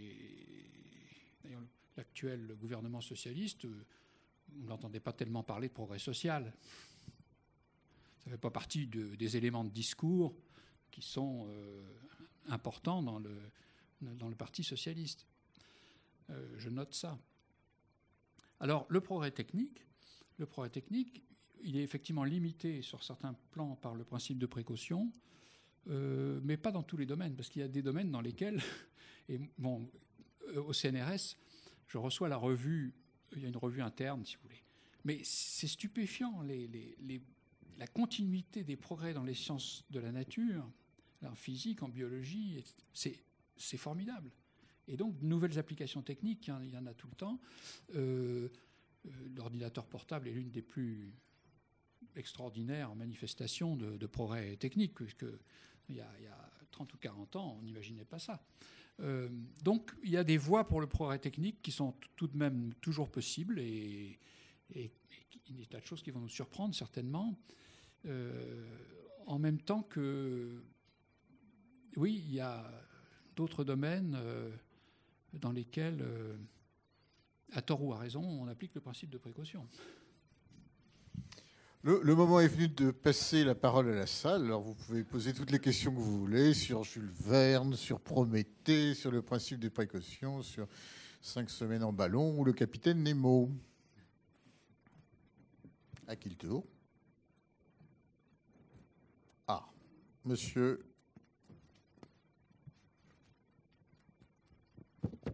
Sans oublier Michel Strogoff. Oui, une petite réflexion, parce que M. Flao n'a pas du tout évoqué ça. Et comme nous avons été étudiants en même temps, nous n'avions pas non plus étudié la philosophie orientale à cette époque-là, à Rennes. Et la conception, je voudrais dire simplement 2 mots, suggérer, à vous de rebondir là-dessus, la conception orientale, je dirais en Chine, du taoïsme. Et prenons l'exemple des 5 éléments chinois que tout le monde connaît certainement. Hein, le cycle, chez les Grecs, il y a 4 éléments, la terre, l'air, l'eau et le feu. Et en Asie, il y a les 5 éléments, le bois, le feu, la terre, le métal et l'eau. Mais c'est un cycle, c'est recyclable en quelque sorte. Il y a une notion de que toute action humaine, tout ce qui existe sur la terre et même au ciel, enfin vu par les hommes, entre dans un cycle et c'est recyclable en quelque sorte. Et ce qui est intéressant philosophiquement, je pense, chez cette ancienne pensée chinoise taoïste, c'est que l'observateur, c'est-à-dire les 4 éléments, là, enfin je ne veux pas être trop technique, mais tous ceux qui se font soigner par acupuncture obéissent à ce principe-là en quelque sorte. Eh bien, l'observateur, il est sur la Terre, tout le cycle des éléments est vu par l'homme qui est sur la Terre. Donc ça relativise le point de vue de l'observateur. L'homme n'est pas un absolu venu du ciel, mis par Dieu sur la Terre et qui va être en dehors du monde. Il fait partie du monde et la Terre elle-même, elle est mise dans le cycle. Ça veut dire que l'observateur et les conditions d'observation sont prises dans la relativité de ce cycle-là, de ce cycle d'observation, que tout naît, vit, meurt, se recycle. Et ce qui explique aussi sans doute que les Chinois, la pensée traditionnelle chinoise, n'a pas développé la science pure et dure que nous connaissons, alors qu'ils ont inventé beaucoup de choses avant nous. Alors, on est exactement dans l'histoire prométhéenne. Il n'y a pas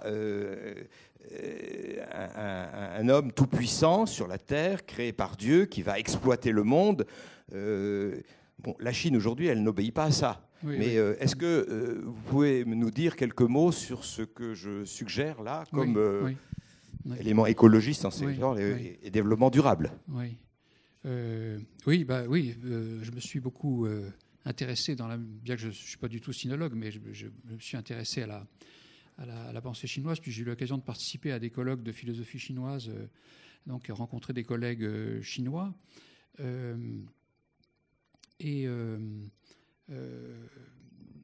Effectivement, pour moi, ça m'a beaucoup apporté, de même que d'un autre côté, dans un domaine très différent, l'étude des contes m'a beaucoup apporté, parce que dans l'étude des contes, l'existence humaine est posée comme interdépendante.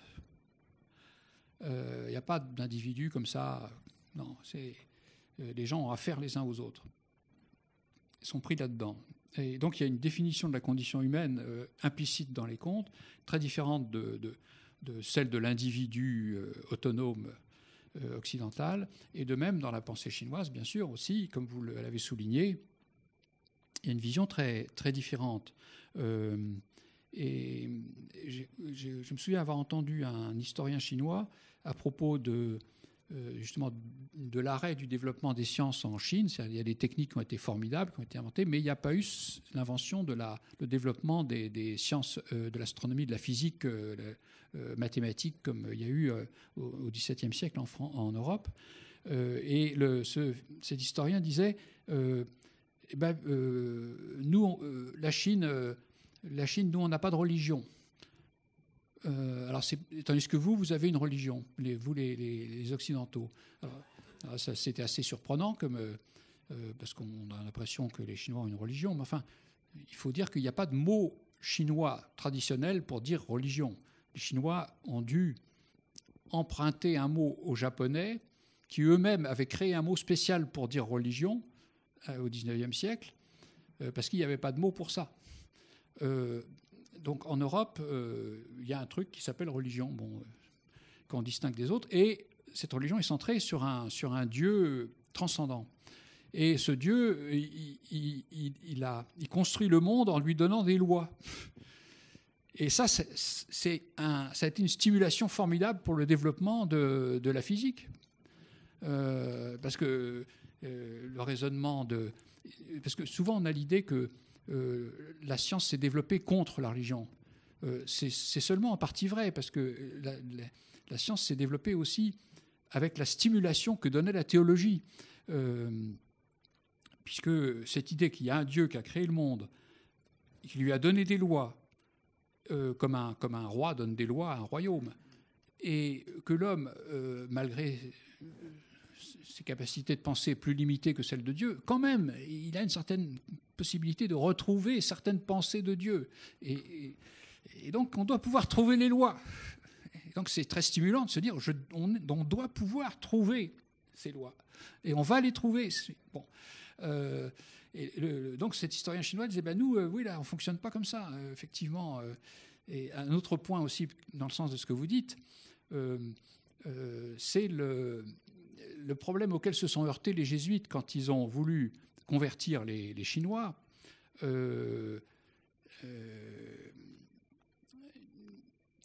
La question s'est posée, est-ce que les Chinois peuvent continuer à faire les rites dédiés aux ancêtres tout en étant chrétiens? Alors les jésuites, comme vous savez, ils sont plutôt accommodants. Ils se sont dit, bon, ouais, allez, on va admettre qu'un Chinois peut être catholique et puis continuer à pratiquer les rites, à les garder. Mais ça a été alors la question a été portée devant les autorités du Vatican, et ça a été ce qu'on a appelé la querelle des rites. Et l'Église a tranché en disant finalement non, si vous êtes catholique, vous renoncez au culte des ancêtres. Et alors là, les Chinois, évidemment, ça ne leur a pas plu.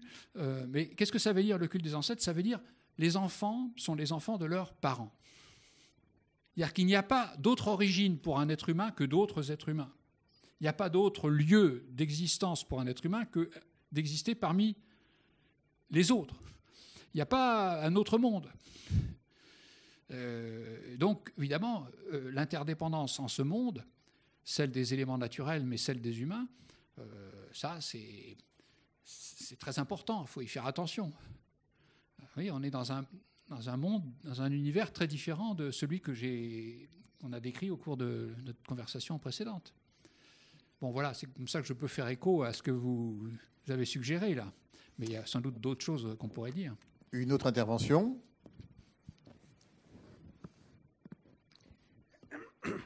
Bonsoir. Ce qui m'intéresse beaucoup personnellement, c'est la perméabilité de la pensée et la diffusion, si vous voulez, la perméabilité auprès des publics. À l'époque de Jules Verne, on se trouvait dans une époque bénie et particulière où, que ce soit les encyclopédistes, puis plus tard les nombreux ouvrages sur les merveilles de la science et les conquêtes de la science. J'ai personnellement hérité de mes grands-parents de bouquins énormes là-dessus, le chemin de fer, les grands travaux, l'électricité. Ouais. Hein? Alors, donc il y avait une perméabilité, donc il y avait des attentes, parce que les gens probablement lisaient, peut-être dans les campagnes, les colporteurs venaient avec un bouquin comme ça, je ne sais pas comment ça se passait, mais Jules Verne a révélé quelque chose qui était attendu en matière de progrès. Et la matière y a pourvu, puisque le charbon existait, l'électricité. Bon. Actuellement, nous sommes aujourd'hui au XXIe siècle. Peut-on dire que le progrès n'est pas aussi important que la révolution qu'a représentée le charbon, par exemple, et celles qui vont venir ou qui viennent de venir ne sont pas aussi importantes que celles qui ont précédé? Alors ça, je ne sais pas répondre à cette question, mais ce que je crois percevoir, c'est que chez les scientifiques se désolent de la pauvreté, de la vulgarisation, de la pensée technique et des attentes de progrès. Alors, j'en viens à ma question. Pourquoi, à une époque où on a l'ordinateur, on a la télévision, on a tant de moyens qui peuvent mieux que les livres répondre aux questions des gens et aux attentes des gens, pourquoi est-on si pauvre en matière d'attente? Ouais. Bon, alors là, je vois deux réponses, mais il y en a sans doute d'autres. Hein. Et il y en a deux qui me viennent à l'esprit en vous écoutant. La première concerne évidemment l'enseignement des sciences à l'école. Apparemment, il y a quelque chose qui coince là. Je ne saurais pas dire quoi. Hein. Moi, j'ai été prof de philo autrefois, donc je n'étais pas prof de physique ou de biologie. Mais c'est vrai que, d'ailleurs, le CNRS est alerté là-dessus. Il n'y a pas autant d'appétence chez les jeunes gens qu'on le souhaiterait dans le domaine scientifique. Alors, bon, donc il y a sans doute un versant qui est lié à la manière dont les sciences sont enseignées, peut-être d'une manière qui ne les rend pas suffisamment aimables, fascinantes, pourtant c'est ce qu'elles sont, mais bon. Alors il y a un autre aspect aussi qui n'est pas négligeable, c'est que quel est le rendement des carrières scientifiques par rapport au rendement d'autres carrières? Autrefois, des gens qui avaient fait Polytechnique, ils devenaient ingénieurs. Maintenant, ils préfèrent devenir traders. Pourquoi? Parce qu'on gagne beaucoup plus d'argent. Donc il y a une réponse qui est aussi simple que celle-là. Malheureusement. C'est un autre aspect du problème. Au XIXe siècle, l'ingénieur, mais l'ingénieur c'était une figure extraordinaire. L'ingénieur. Donc là, Jules Verne, il dit non, il n'arrête pas de nous parler d'ingénieur extraordinaire, mais il était en symbiose avec son auditoire, parce que dans la société aussi, l'ingénieur et tout le saint-simonisme qui a pas mal marqué Jules Verne, c'est l'idée que voilà, l'avenir, c'est le pays est dirigé par des ingénieurs, donc ils savent ce qu'ils font et c'est formidable. Bon, c'était une vision un peu technocratique, hein, bon, mais aujourd'hui, la figure de l'ingénieur est beaucoup plus discrète. Elle est beaucoup plus discrète. Les gens qui tiennent le haut du pavé, c'est qui? C'est les acteurs, c'est les footballeurs, c'est les traders, c'est les milliardaires. Les gens dont on parle, dans tout, comme ce que vous parliez des colportages, etc. Bon, ben, les gens qui lisent Voici, qui lisent, je sais pas, enfin, tous les trucs comme ça, une espèce de presse populaire, les gens connus, c'est pas des ingénieurs dont on va vous parler. Hein? Et le milliardaire serait assis sur sa mine d'or et serait contre le progrès, finalement. Bah, contre le progrès, il n'est pas contre le progrès, mais c'est lui qui occupe le devant de la scène. C'est pas les gens qui travaillent pour lui qui occupent le devant de la scène. Voilà. Enfin, c'est comme ça que je ressens les choses. Une autre intervention? Oui. Voilà, un éminent vernien. Merci, oui. C'est pour rebondir donc sur les dernières derniers éléments présentant Jules Verne comme le champ de cette version du progrès, mais on a déjà un petit peu répondu, et notamment l'intervention d'Agnès Marcetto le montrait bien. On peut toujours faire plusieurs lectures de Jules Verne, et effectivement, celle que l'on fait aujourd'hui n'est pas tout à fait la même que la réception de son temps et ce qu'on a pu en dire pendant de très nombreuses années. Ceci étant, il est vrai qu'on arrive à faire dire à Jules Verne une chose et son contraire assez facilement, selon l'angle sous lequel on le prend. Et Jules Verne n'est pas non plus assimilable à la totalité de ses héros. On sait qu'il y a une distance entre lui et ses héros, et donc les choses n'est pas aussi simple. Agnès Marcetto rappelait que l'évolution qu'on a vue, qu'on a décrit chez Jules Verne au début, la science toute puissante, et ses premiers livres étaient les chantres, montraient en tout cas les succès d'innovation et de ce progrès, de cette technique, de cette science, a évolué vers la fin vers quelque chose de parfois un peu plus pessimiste, dans le ton un peu général. Mais si on y regarde bien, et c'était parfois plus subtil, comme le suggérait Agnès Marcetto, le pessimiste de Jules Verne est aussi présent, sous-jacent dans ses premiers romans.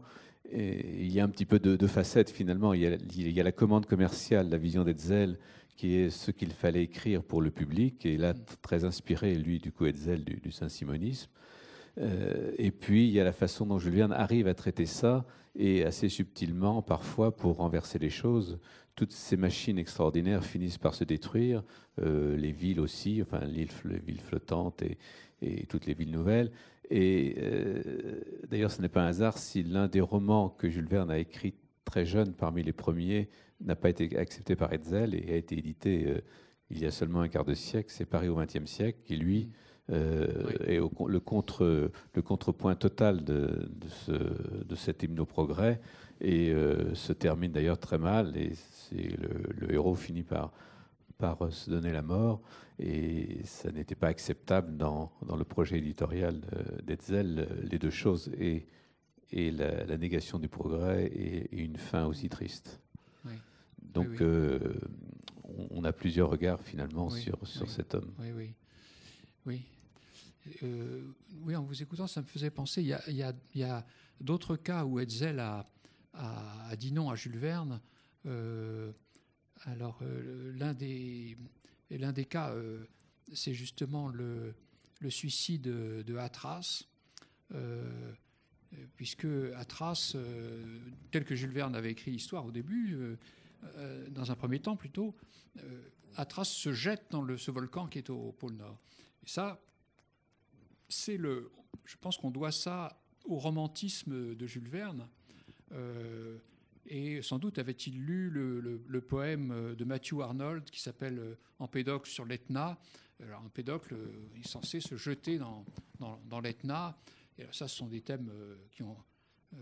donc ce thème de la destruction, du suicide, on le trouve dans pas mal d'œuvres romantiques, et Jules Verne n'est pas du tout insensible. Il y a des aspects très romantiques chez Jules Verne.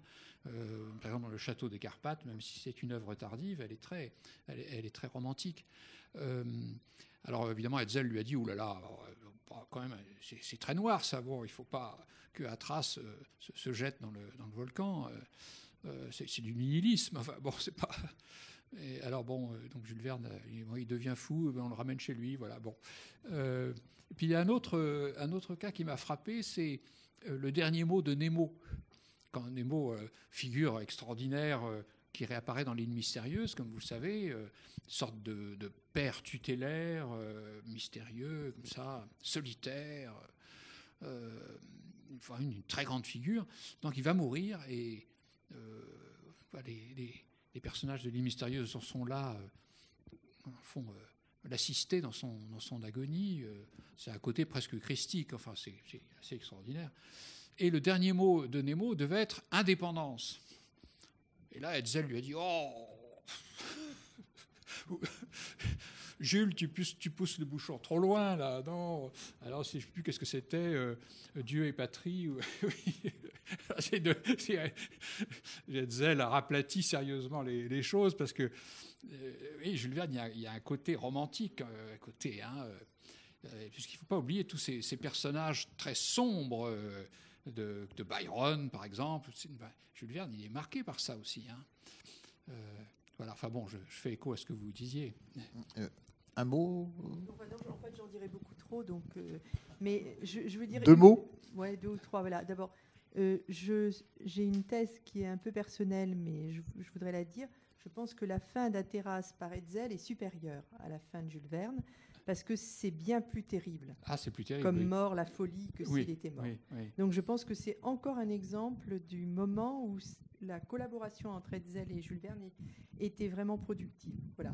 Moi, je pense que la fin prévue par Jules Verne était finalement assez banale. Et que celle que lui suggère Hetzel est meilleure. Voilà. Oui. Mais bon, ça c'est voilà. Oui. D'autre part, elle est peut-être meilleure, oui. Oui. Mais elle évite l'idée de la mort volontaire. Oui, mais en même temps, il est enfermé dans sa folie. C'est absolument terrible il passe le reste de sa vie à marcher vers le nord. C'est bien plus puissant que d'être mort. Moi, je trouve. Voilà. Non, alors même si Hetzel n'y avait pas pensé en suggérant ça, parce qu'effectivement, lui voulait simplement qu'il n'y ait pas dans un livre pour les enfants une mort à la fin, je trouve quand même que c'est plus puissant. Donc je voulais simplement dire ça. Ce que je voulais dire aussi, c'est que je pense que vraiment la vraie puissance de Jules Verne, et qui fait qu'on le lit encore aujourd'hui et que ça nous ouvre des horizons de pensée multiples, c'est que c'était un homme sceptique et qu'il croyait au progrès sans y croire. Et alors, il se trouve que j'aime bien le scepticisme, voilà, mais en plus, c'est peut-être ça la vraie attitude entre le principe de précaution, le progrès, pas le progrès, et je trouve que c'est vraiment son vrai génie. Voilà. Et donc, c'est pas une conclusion, mais je voudrais répéter, pour moi, ce qui est le plus bel hommage rendu à Jules Verne et toujours contemporain. Alors là, je vais me tourner vers Xavier Noël qui comprendra pourquoi. C'est quand Grousset, au moment de la mort de Jules Verne, écrit « Il a fait penser, rêver, marcher l'humanité ». Et je pense que ça marche encore. Voilà. Il y a un aspect aussi que je trouve vraiment formidable chez Jules Verne, c'est cet esprit de jeu. C'est-à-dire prendre un argument apparemment intraitable, d'envoyer des gens sur la Lune dans un boulet de canon. Et comment voulez-vous raconter une histoire pareille et il fait marcher le lecteur. Donc là, il y a un côté que je trouve magique, c'est de raconter une histoire impossible et on marche. Et ça, je trouve... là, il y a aussi un génie là-dedans de conteur qui est formidable. Encore une ou 2 interventions ? Une toute petite, mais je vais être plus léger. Moi, à l'occasion de votre venue, j'ai retrouvé votre ouvrage sur la scène de ménage, sur les mécanismes de la scène de ménage. Et effectivement, c'est très intéressant. C'est une excellente idée pour un cadeau de mariage. Ma question, c'était sur la question de Prométhée, c'est où sont aujourd'hui les figures prométhéennes quand le mot prométhéen, dans la presse, on le trouve souvent, finalement. C'est pas forcément un mot d'usage courant, mais on a lu il y a quelques temps dans l'Équipe, je me souviens avoir lu ça, Lance Armstrong, héros prométhéen. Quand Steve Jobs est mort, on a parlé de figures prométhéennes. C'est du délire de journaliste, ou ce que ça veut dire que c'est plutôt dans ces domaines-là qu'on trouve les nouvelles figures prométhéennes? Oui, je pense que les véritables héritiers du mouvement prométhéen, c'est en Amérique qu'il faut les chercher. Comme le disait monsieur, il y a un chapitre dans ce livre qui est consacré à cette romancière américaine qui est en même temps une grande idéologue de la droite américaine et qui, elle, revendique un prométhéisme qu'elle présente comme un modèle pour les chefs d'entreprise et ceux qui changent l'Amérique, quoi. Bon, les vrais leaders. Bon. Et je pense que cet esprit est très présent aux États-Unis, avec y compris le côté de démesure. Vous avez, par exemple, je ne sais pas si vous êtes intéressé à ce mouvement qui s'appelle le transhumanisme. Dans le communisme, il y avait l'idée d'un homme nouveau. Mais cette idée, elle est morte avec le communisme, mais elle est toujours vivante aux États-Unis. Créer un homme nouveau. J'avais pensé aussi, éventuellement, on aurait pu évoquer des films américains comme Terminator, où il y a d'autres films comme ça sur des sortes de cyborgs. C'est cette idée qui semble fasciner dans le cinéma américain, d'un être humain augmenté par des moyens techniques, donc plus puissants, plus invincibles. Là, on est dans... Oui. Oui, oui. Oui, oui. Et le cycliste dopé a quelque chose à voir avec ça, évidemment. Oui, oui. Oui. Oui, un peu dans le même sens. L'heure actuelle, l'heure du principe de précaution, c'est l'heure de notre monde fini, finalement, où il n'y a pas assez de richesse, où il y a trop de monde, où il y a des problèmes fondamentaux qui ne sont pas résolus. Et l'écologie, évidemment, l'écologie politique met en avant le principe de précaution pour chercher, proposer des mesures applicables à ces problèmes. Mais finalement, quelle est l'attitude prométhéenne face à cette donnée d'un monde fini? Il y en a deux possibles. L'une, elle est technologique, c'est de dire on a encore des possibilités techniques considérables qui vont apporter des solutions économiques à la société. Et il y a l'autre attitude, tout aussi prométhéenne, qui est une attitude finalement spirituelle, idéologique, religieuse, consistant à dire il faut bouleverser le monde tel qu'il est. Et finalement, on a ces deux langages actuellement qui font face au même problème. Oui. Bon, il y a peut-être aussi une troisième position.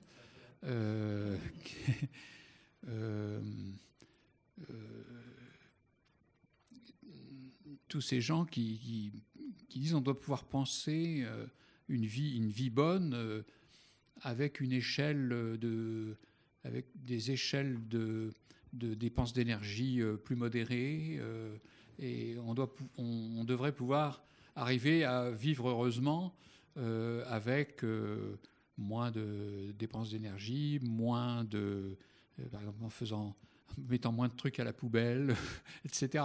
Bon. C'est ce que j'appelle la réponse spirituelle. Ah oui, oui. C'est bon. un bouleversement des façons de vivre. Ah, c'est un bouleversement des façons de vivre, enfin, si ça se produit à long terme, je ne sais pas. Enfin, ce n'est pas dans la logique prométhéenne, parce que là, ça part d'une reconnaissance qu'il y a des limites à ce qu'on peut faire et qu'il faut accepter ces limites, alors que le mouvement prométhéen est quand même un mouvement qui rejette les limites. Bon. Eh bien, sur cette incertitude, je propose que... Ah, pardon. Allez, vous serez le dernier, là. Merci. Non, c'est très bref. C'est pour revenir à Prométhée, puisqu'on en a beaucoup parlé. Vous m'entendez, là, comme ça? Oui. Prométhée, sa pathologie, quand même, c'était se faire dévorer le foie.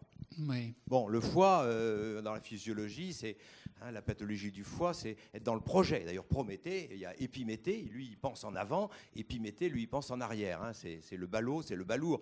Prométhée, lui, il est que dans le projet. Il est dans l'homme de la liberté qui veut toujours dépasser ses limites, justement. Oui. Et sa pathologie, c'est le foie. Steve Jobs, je ne sais pas s'il est mort d'un cancer du foie, mais enfin... Donc, il y a déjà, dans le personnage de Prométhée, il y a celui qui vole le feu aux dieux, qui l'apporte aux hommes. Donc, les hommes croient au progrès, à la science, ils se développent. Mais en même temps, dans le mythe lui-même, il ne faut pas oublier la punition. Alors, il se fait dévorer le foie, et puis en même temps, son foie repousse. D'ailleurs, c'est un aigle, je crois, qui lui dévore le foie. Oui, un aigle, oui. Et il y a quelqu'un qui a dit, pauvre aigle, qui est condamné à manger du foie de Prométhée toute sa vie. Voilà. Oui. Mais il y a les deux choses. Il y a le projet. Or, ce que j'en tire comme conséquence, c'est que des projets de se lancer en avant, de croire à la science, c'est très bien. Ça, c'est le projet. Mais après, il y a aussi les conséquences. Et Prométhée, il ne regarde peut-être pas les conséquences. Et si nous, on regarde les conséquences de tous les progrès scientifiques et techniques, il faut les réintégrer dans un projet d'un développement plus raisonnable. Oui. Voilà, c'était tout. C'était Oui, sur la pathologie de Prométhée. Oui. Mais d'ailleurs, dans la pièce d'Eschyle, la tragédie d'Eschyle qui s'appelle Prométhée enchaîné, les personnages qui se relaient auprès de lui, justement, veulent l'amener à un peu mettre un bémol c'est un personnage qui a tendance à aller trop loin. Alors on lui dit mais non, mon vieux, calme-toi un peu, etc. Bon, ce qui est marrant, c'est que quand les romantiques comme Shelley et ses copains, Byron, etc., se sont entichés de cette pièce d'Eschyle, et Shelley a écrit une suite, un poème, Prométhée délivré, ils n'ont pas compris ça. C'est-à-dire qu'ils n'entendent pas la mise en garde. C'est ça qui est étonnant. C'est-à-dire que, alors que c'est tellement présent dans la pensée grecque de mettre en garde contre l'excès, dans cette tragédie et dans beaucoup d'autres, les romantiques anglais qui s'intéressent à cette histoire de Prométhée n'entendent pas ça. Et ils exaltent le personnage de Prométhée, ils le justifient totalement. Alors que chez les Grecs, il n'est pas justifié totalement, justement. Il a raison par certains côtés, mais il va trop loin quand même. Bon, donc, vous voyez, c'est intéressant de voir que ne pas entendre la mise en garde, c'est symptomatique. Symptomatique. Voilà. Merci François Flao. Merci à tous, à toutes et à tous. Le prochain rendez-vous, c'est le 11 juin. C'est donc assez rapide. Ça n'est pas sans rapport, malgré les apparences, avec le sujet de ce soir. C'est Yannick Guin que nous invitons. Yannick Guin que beaucoup d'entre vous connaissent parce qu'il a été notamment longtemps adjoint à la culture à Nantes. C'est pas l'élu ou l'ancien élu que nous convions, c'est le conseiller scientifique auprès de Louis Gallois, qui, comme vous savez, est commissaire général à l'investissement et qui a rendu un rapport qui a fait couler beaucoup d'encre et de salive. Donc malheureusement, vous ne pourrez pas trouver l'excellent livre de François Flao, Le crépuscule de Prométhée à la sortie, mais il va bien finir par être réimprimé rapidement. Vous trouverez d'autres ouvrages de lui.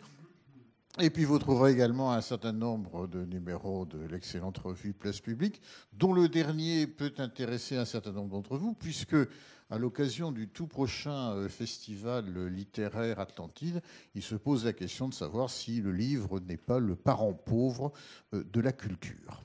Merci, bonsoir.